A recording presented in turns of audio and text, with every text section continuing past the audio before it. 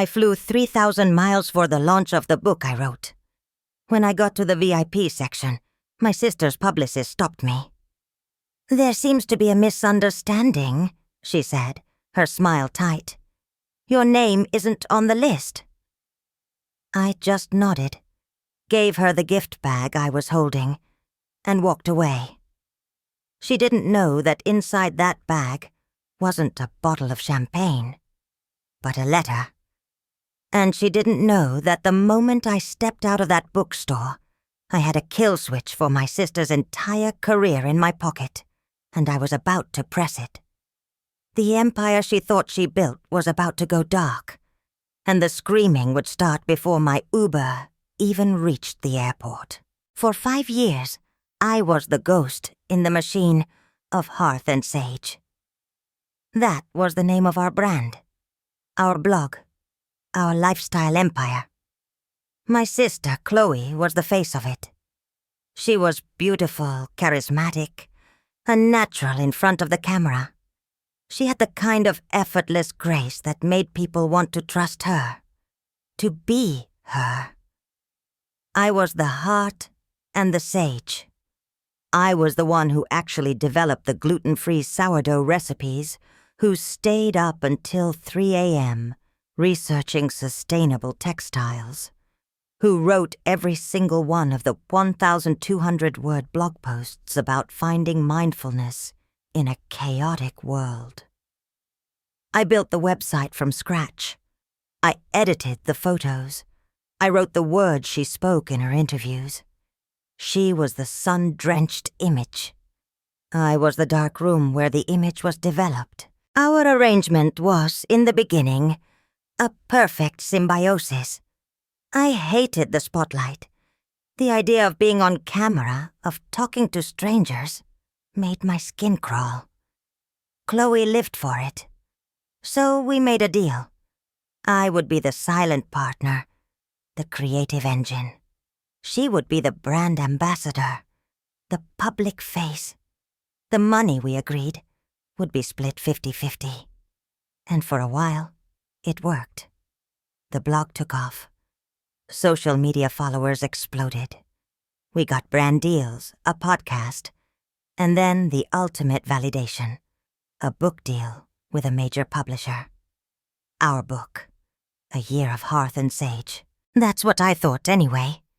But over the last year, the lines started to blur in a way that felt less like a partnership and more like an erasure. It started small. An interview where she'd talk about my process for developing a recipe, using the exact words I'd used to describe it to her over the phone. A magazine feature where the journalist wrote, "Chloe's writing has a lyrical quality that transports you." And Chloe never corrected them. She never said, "Actually, my sister Maya is the writer." Our parents loved it. They'd call me gushing. "Did you see Chloe in Vogue Living? She's a natural star. You must be so proud to be a part of her success." Her success. It was a slow, creeping theft, so subtle that complaining about it felt petty. So I stayed quiet. I told myself it was for the good of the brand, for our shared future. The book was supposed to be different. This was our masterpiece, a 300-page full-color testament to everything we had built together. I poured my soul into it. I wrote every word, tested every recipe until my hands were raw, and curated every photo. I handled the endless back and forth with the editor, the copy editor, the designers. Chloe's contribution was to fly to a picturesque farmhouse for a 2-day photo shoot, for the cover and author bio. The day the advance copies arrived, I was vibrating with excitement. Chloe called me on FaceTime to open the box. She pulled out the book, her face beaming. It was beautiful. "Turn to the dedication page," I said, my voice trembling a little. She flipped the glossy pages. There was a pause. "Oh," she said. It's lovely." She read it aloud. "To Mom and Dad for always believing in my vision, and to my readers for coming on this journey with me." I waited. Nothing. "Chloe," I said, trying to keep my voice steady. "What about me?" She gave a little tinkling laugh. The one she uses when she's about to dismiss something. "Oh, May. You know this is for us. It goes without saying. The editor said we had to keep it brief." It didn't go without saying. I had literally written a draft of a dedication that included her. It was in the master document I sent her. She had actively deleted it. She had erased me from the one place that mattered most. The one place where the work was meant to be honored. That was 2 months ago. And in that moment, I knew the partnership was over. But I didn't say anything. I just started planning. The night of the book launch was a full-blown media event in a chic Soho bookstore. It was exactly the kind of scene Chloe thrived in, and I endured. I flew in from Oregon, dressed in a simple black dress that cost more than I was comfortable with, feeling like a stranger at my own party. The room was packed with influencers, editors and fans, all holding champagne flutes and copies of the book. Chloe was in the center of it all, glowing in a cream-colored silk dress, signing books and laughing her camera-ready laugh. A massive poster of her face hung behind the signing table. The face of modern mindfulness. I made my way toward the roped-off VIP section, where our parents and a few close friends were supposed to be. That's when the publicist, a sharp woman named Tara, whom I'd only ever emailed with, stepped in my way. "Can I help you?" she asked, her eyes scanning my simple dress with a hint of disdain. "I'm Maya," I said. "Chloe's sister." Her smile didn't reach her eyes. "Right. I'm sorry, there must be a misunderstanding. This section is for immediate family and key partners. Your name isn't on the list." I just stared at her. Immediate family? Key partners? I was both. I was the only partner.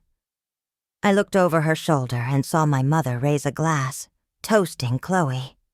She caught my eye for a second, gave a weak, apologetic little shrug, and then turned back to the conversation. She wasn't going to intervene. My dad was just beaming, oblivious. They were inside. I was out. This was it. This was the moment of absolute clarity. It wasn't an oversight. It was a statement. Chloe hadn't just deleted my name from a page. She had deleted me from the entire narrative. I was no longer a partner. I was a secret, an inconvenience to be managed. The anger I expected to feel didn't come. Instead, a profound, chilling calm washed over me. This was the final piece of evidence I needed. I smiled at Tara. "You're right. My mistake." I held out the heavy gift bag I was carrying. "Could you please make sure Chloe gets this? It's important."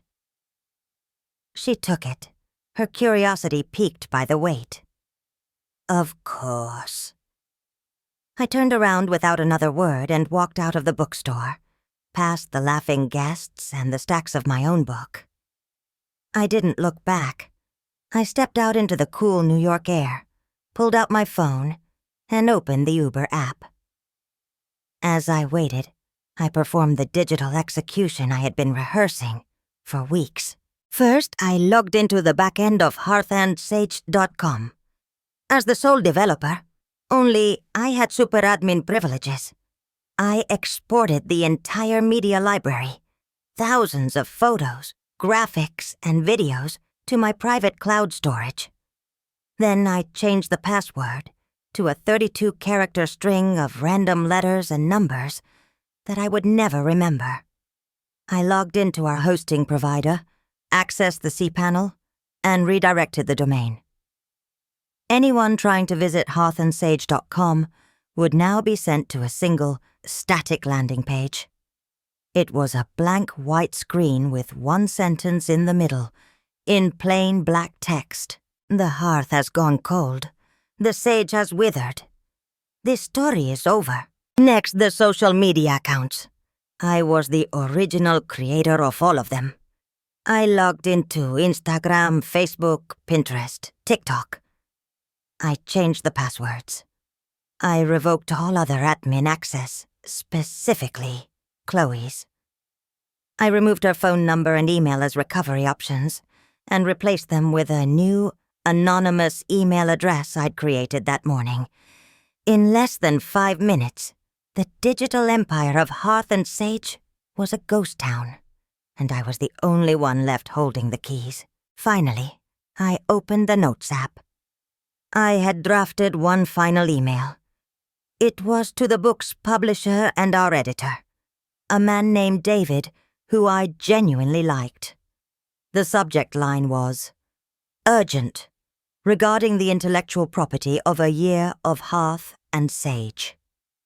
The email was short and professional. It stated that as the primary author and creator of over 95% of the content and intellectual property under the Hearth and Sage brand, I was formally disputing the authorship as represented.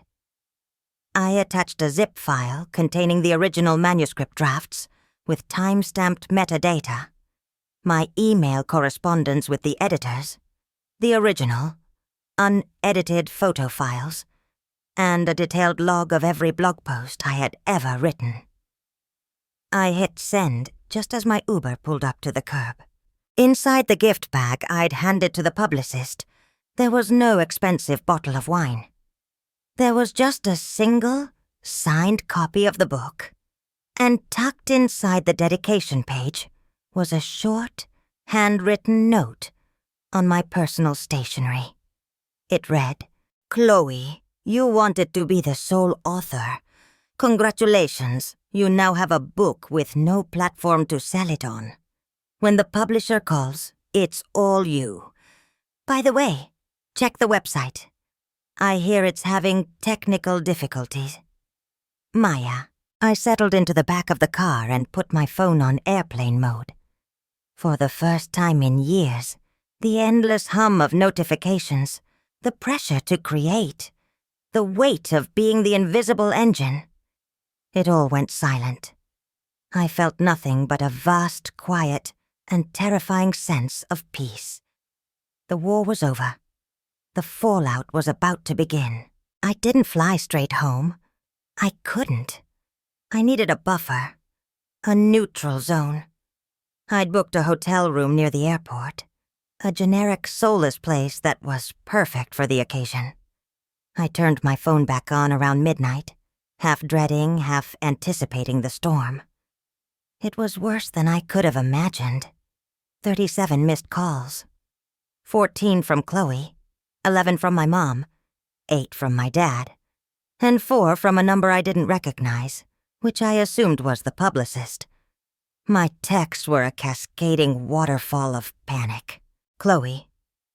"Maya, what did you do? The website is gone. Call me now." Chloe. "I can't get into Instagram. Is this a joke?" Chloe. "David from the publishing house just called me screaming. What did you send him?" Mom. "Maya, honey, Chloe is hysterical. Please call me. This is not the way to handle things." Dad. "Your mother and I are very disappointed.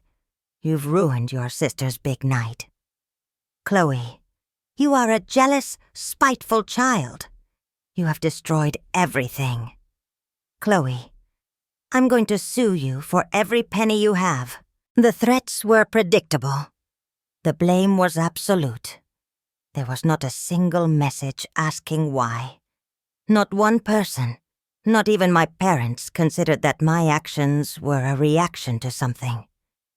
To them, I had simply detonated a bomb for no reason, other than spite.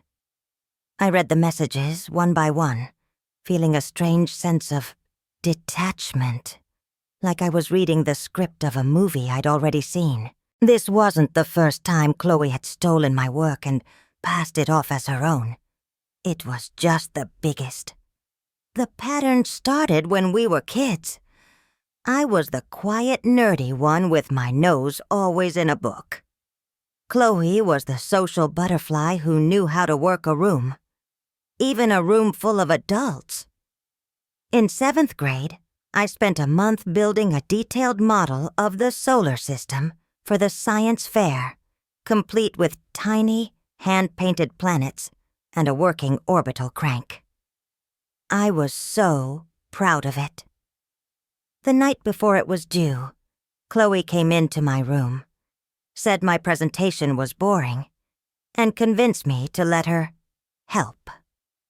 Her help consisted of adding glitter to Saturn's rings and making a new flashy poster board with her perfect bubble letters. At the fair, she did all the talking. She charmed the judges, batting her eyelashes and explaining the complex gear ratios I had designed. When they announced the winner, they called her name.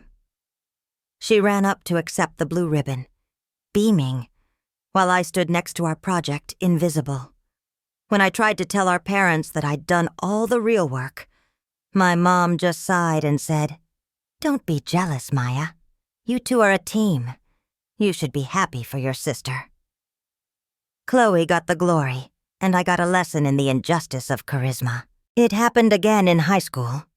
I wrote a short story for the school's literary journal, a deeply personal piece about our grandmother's final days. I let Chloe read it. A week later, she read a story in her English class that was praised by the teacher for its profound emotional depth. It was my story, with a few names changed and sentences shuffled around. When I confronted her, she didn't deny it. She just shrugged. "You were never going to show it to anyone anyway, May. What's the big deal? It's just a story." But it wasn't just a story. It was my grief, my memory, and she had worn it like a costume to get applause. This time was different. This wasn't a blue ribbon or a good grade. This was our livelihood, our future. A multi-million-dollar brand I had built with my own hands and my own mind. And she hadn't just taken credit for it. She had tried to lock me out of it, to make me a footnote in my own life's work. The girl who stole my science project had grown into a woman who was trying to steal my career. And the parents who told me not to be jealous were now telling me I had ruined her big night. The pattern was complete. The next morning, I braced myself for the confrontation. I knew it was coming. Around 10 a.m., a video call request popped up on my laptop. It was from my mom. I took a deep breath, accepted the call, and saw 3 faces staring back at me from a laptop perched on a kitchen table. My mom, looking worried and tired. My dad, looking stern and angry. And Chloe, red-eyed and blotchy, her beautiful face contorted with fury. "Maya," my dad started, his voice low and dangerous. "You are going to turn that website back on right now." It wasn't a question. It was a command. "No," I said calmly. Chloe let out a sob. "She's trying to destroy me. After everything I've done to build this brand." "Everything you've done?" I asked, my voice still quiet. I reached off screen and held up my copy of the book. "Let's talk about what you've done, Chloe. You put your face on a book you didn't write. You put your name on recipes you didn't create. You took my work, my words, my ideas, and you sold them as your own. And then You dedicated the book to everyone except the one person who actually wrote it. My mom jumped in, her voice pleading. Maya, this is not the time for semantics. Your sister has a contract. People are calling. The publisher is talking about a lawsuit. You're putting this whole family at risk over a thank you note? It's not about a thank you note, Mom, I said, looking directly at her. It's about 5 years of being erased. It's about being told my name wasn't on the list at my own book launch. It's about you two. I looked at my parents, watching it happen for my entire life, and telling me to be a team player while she ran away with the credit. That is not fair, my dad boomed. We have always been proud of both of you. Chloe is the face of the brand. That's the deal you made. Sometimes that means she gets more of the attention. You're supposed to be mature enough to handle that. I am mature enough to handle it, Dad, I replied. That's what I'm doing now. The deal was 50-50 partnership. What happened last night wasn't a partnership. It was a hostile takeover. So I took my property back. Chloe finally spoke, her voice dripping with venom. Your property? You think you own Hearth and Sage? It wouldn't be anything without me. I'm the one who did the interviews, the TV spots, the endless meetings. I'm the one people connect with. You just sit behind a computer all day. You're a glorified typist. A glorified typist. That was it. That was what she really thought of me. All the research, the creativity, the soul I had poured into our work, reduced to a secretarial task. The final illusion shattered. Okay, I said, a strange sense of calm settling over me. If I'm just a typist, then you'll have no problem recreating everything on your own. You're the talent, after all. Go write a new blog. Go build a new website. Go write a new book. The silence that followed was heavy and absolute. We all knew she couldn't. She had the charisma, but I had the content. Without me, Hearth and Sage was just a pretty face with nothing to say. Please, Maya, my mom whispered, her eyes welling up with tears. Just give her the passwords back. We can talk about this. We can fix it. Don't throw your whole life away over a fight. My life? I almost laughed. Mom, I'm not throwing my life away. I'm finally getting it back. I looked at Chloe, at her tear-streaked, furious face, and I felt a pang of something. Not pity, but a deep, aching sadness for the partnership we could have been, for the sister I wished I had. It's over, Chloe, I said softly. You wanted to be a solo act. You got it. Good luck. And with that, I ended the call. I closed my laptop, and for the first time, the silence didn't feel empty. It felt like freedom. The days that followed were a strange mix of chaos and quiet. My phone was a war zone I refused to enter. I kept it on airplane mode, checking it only once a day to scan for anything truly urgent before submerging myself back in the silence.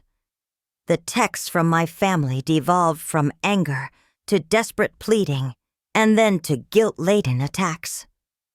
Mom, I don't know who you've become. Your grandmother would be so ashamed. Dad, the publisher's legal team wants to set up a call. You've made a huge mess, Maya. Chloe, you are the most selfish person I have ever known. I hope you're happy alone. But away from the phone, my world was calm. I left the hotel and rented a small, quiet Airbnb on the Oregon coast.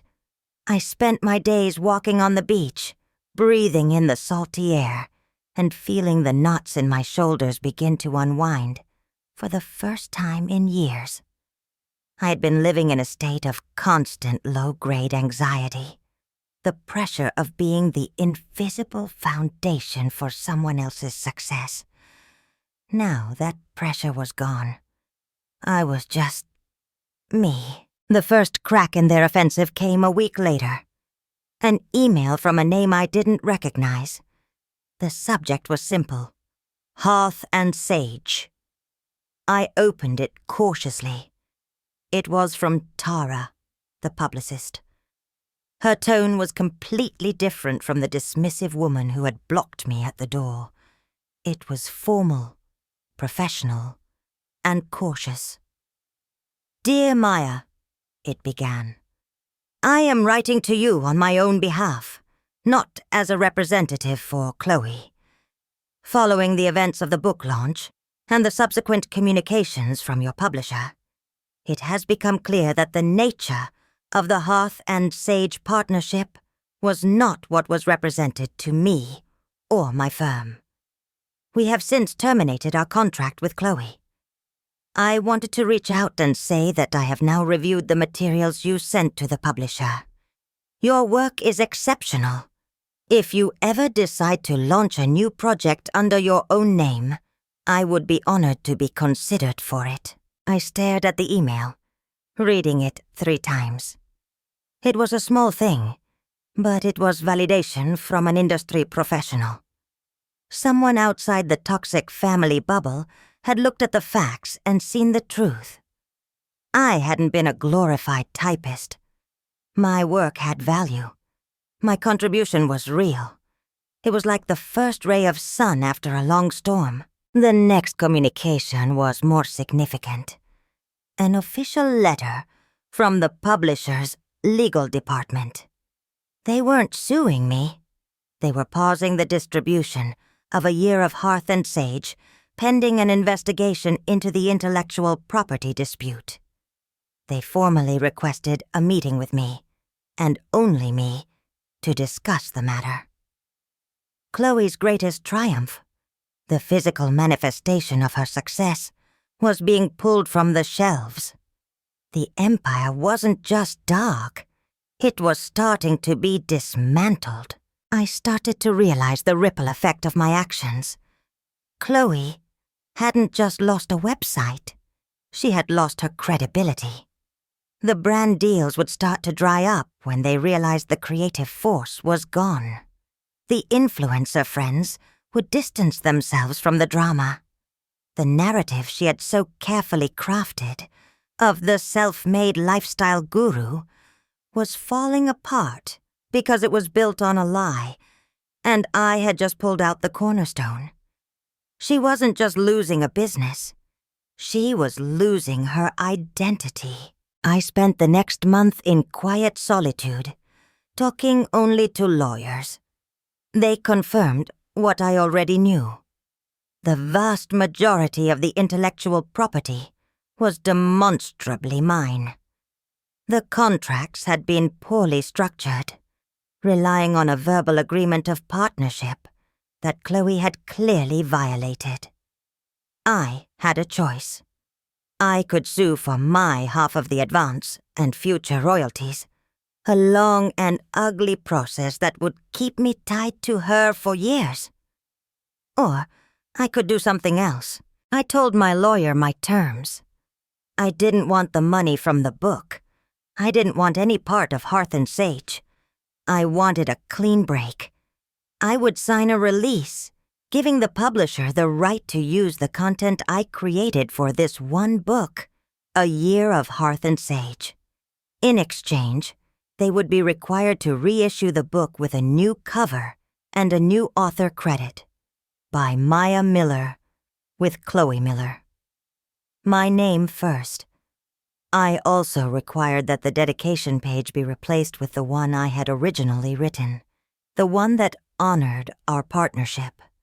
And finally, I would retain full, undisputed ownership of the entire digital brand, the website domain, the social media handles, and all the content that had ever been posted. It would all be mine, free and clear. My lawyer thought I was crazy to walk away from the money. But it was never about the money. It was about the truth. It was about reclaiming my name. I was giving them the book, but I was keeping my story. They agreed. All of them. The publisher was relieved to avoid a messy lawsuit. And Chloe, cornered and with no other options, was forced to accept. She had a choice. Either share the credit or have the book pulped entirely, likely followed by a lawsuit from the publisher to reclaim her advance. She chose to share the credit. 3 months after that disastrous launch party, a new version of A Year of Hearth and Sage hit the shelves. The cover was a simple, elegant illustration of a sprig of sage and a warm hearth. No picture of Chloe. And on the spine, in crisp, clean font, it said, Maya Miller and Chloe Miller. I never went to a bookstore to see it, but my lawyer sent me a photo. Seeing my name there, first where it belonged, was a quieter victory than I had imagined, but a deeper one. It felt like a correction, a restoration of the historical record. I kept the Hearth and Sage website and social media accounts dark. I owned a digital ghost town, a monument to a dream that had died. I didn't know what I would do with it, but it felt right that I was the one who held its future. It was a reminder that I had the power to build something, and I also had the power to let it go. My family, of course, saw this as the ultimate betrayal. My parents sent me a long joint email. They had my new address from the lawyers, telling me they were grief-stricken by my vindictive campaign against my sister. They said Chloe was devastated, that her career was in tatters, that I had chosen credit over compassion, and that I had broken the family apart for my own ego. They didn't understand that the family was already broken. I had just been the one to finally turn on the lights and see the cracks. I didn't reply. What was there to say? They had chosen their narrative. They had chosen their star. And I had chosen myself. I thought that would be the end of it. The legal papers were signed. The new book was out. The silence from my family was absolute. I had my name back, and they had their story of the cruel, jealous sister who blew everything up. I started to rebuild my life. I took on some freelance writing projects, small things under my own name, and found a quiet joy in it. The work was mine from start to finish. The credit, the responsibility, the paycheck. It all came directly to me. It was smaller, less glamorous than the Hearth and Sage empire, but it was real. It was honest. Then, about 6 months after the book launch, an unfamiliar number called me. I almost ignored it, but something made me answer. Maya, a hesitant voice asked. It was Chloe. I hadn't heard her voice in half a year. It was different. All the polished, media-trained confidence was gone. She sounded small. Chloe, I said, my voice neutral. I saw the new book, she said, in a store. I waited. It looks nice, she whispered. There was a long pause, filled with the sound of her shaky breath.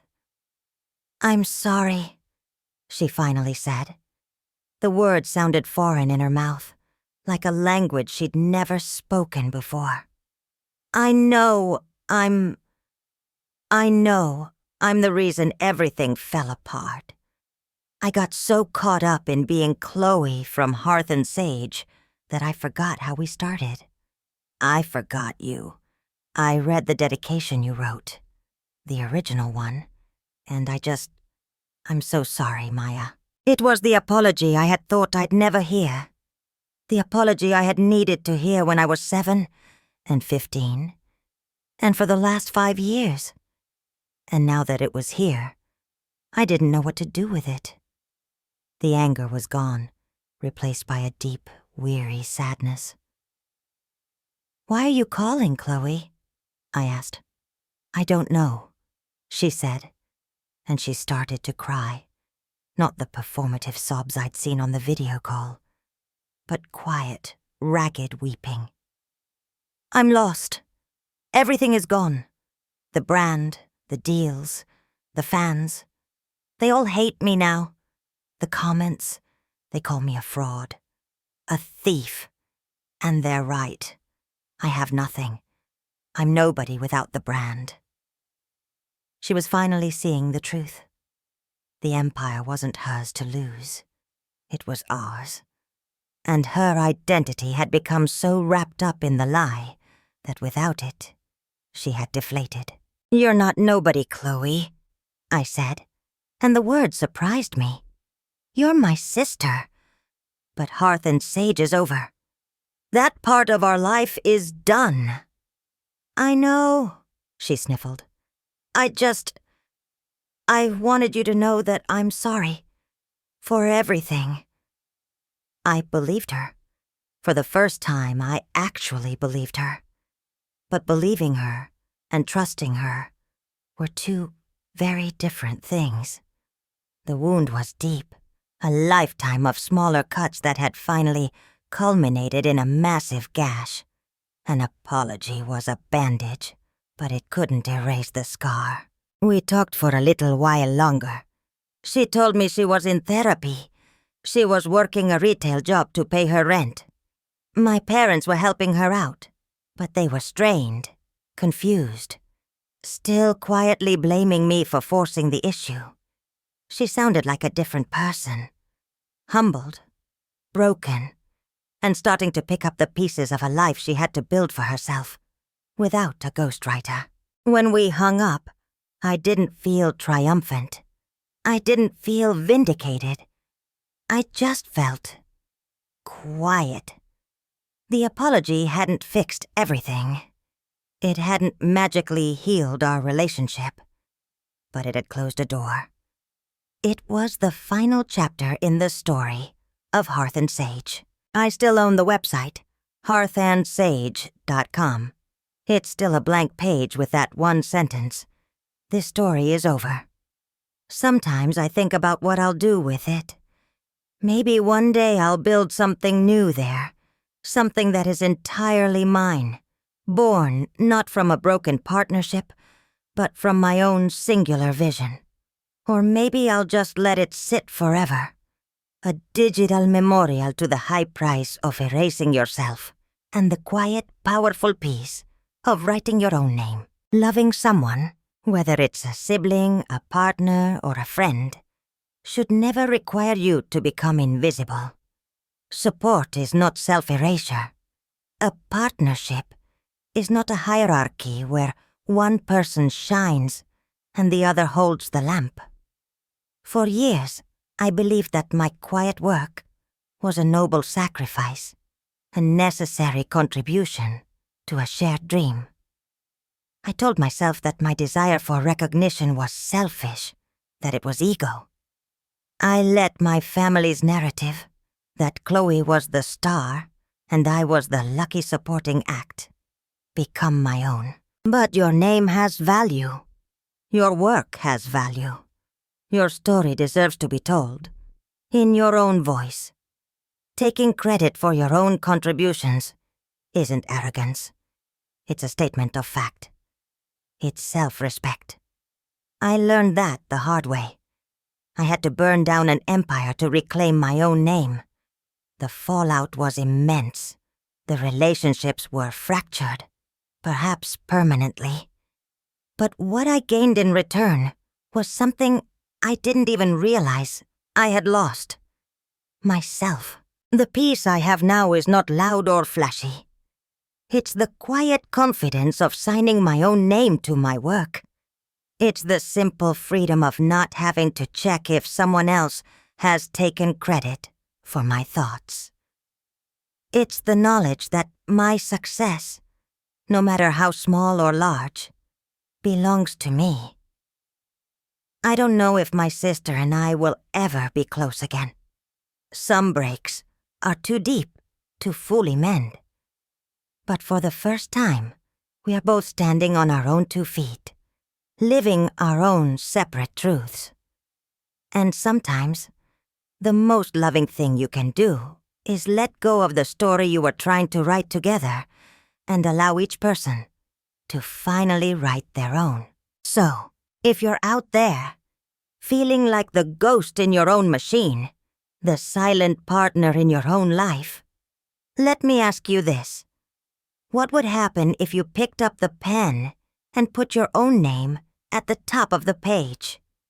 It's your story. Don't be afraid to claim it. Thank you for listening. Let me know in the comments if you've ever had to fight for your own credit, for your own voice. I read everyone. End of script.